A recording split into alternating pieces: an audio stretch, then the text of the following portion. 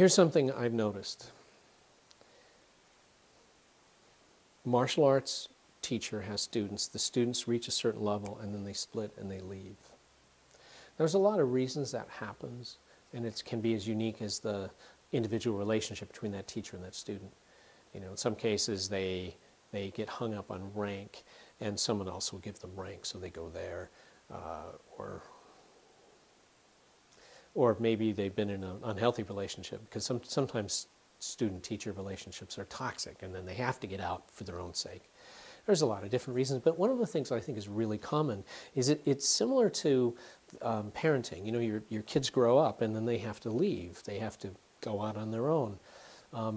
And I think a mistake that sometimes teachers make is they try to keep their students as students, instead of remembering that the job of the teacher is to turn the student into a colleague. So if I'm teaching somebody, I need to be able to turn them into a respected colleague, someone who can bring a contribution to me just as I might try to bring a contribution to them.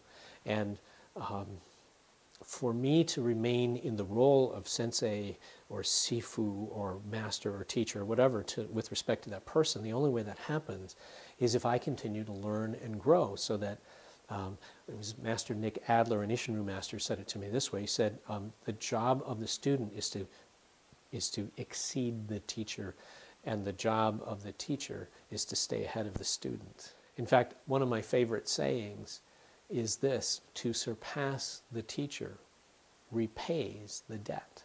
So you understand, this is the dynamic that we deal with, that we want our students to surpass us, but as human beings, we don't want them to question our authority. And so what happens is we're like, oh, you know, I'm the sensei, you listen to me, kind of thing. And that's where a lot of the challenges, a lot of the splits come from. They come from some misunderstanding around that. Now, that didn't really happen to me. What happened to me was always just life got in the way. I originally was in a Shotokan dojo, and it was life that caused me to be pulled away from that Shotokan dojo.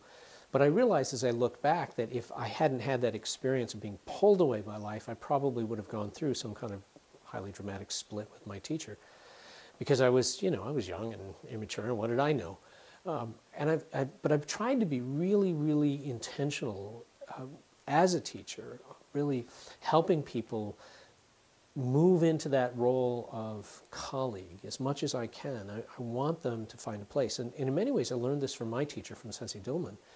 He was always asking, right early on, I mean, it was like, hey, why don't you go teach a technique?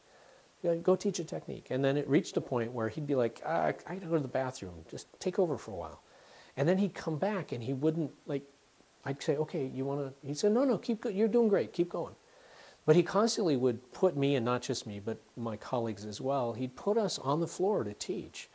And then I started watching what he did when we were teaching. Now, sometimes he was off in the corner talking to somebody or doing some business, but a lot of times he was watching. He used to call me on the phone and talk to me about a technique that, you know, like a green belt had demonstrated. And I can just remember this. He'd be talking about a technique, describing it, and then he'd say, I got to work on that. That's a good technique. And, you know, he modeled that behavior of allowing people who are his subordinates to teach him, to bring something of value to him. And so I try to do that as well. I want to be that way as well. I want to share that kind of information with people, and I want them to, you know, not feel like they have to just follow me blindly in order to learn. I want them to grow, and I want them to bring something of value to me. That's the attitude that I hope to convey whenever I teach, no matter where I teach, regardless of whether I'm teaching in a gi and teaching, you know, karate or Ryukyu Kempo or Ishinru or something, or whether I'm dressed like this and I'm teaching Tai Chi. I want people to feel like they count and they matter. I'm Chris Thomas, and these are some reflections from the MasterClass. Thanks for watching. Now, go train.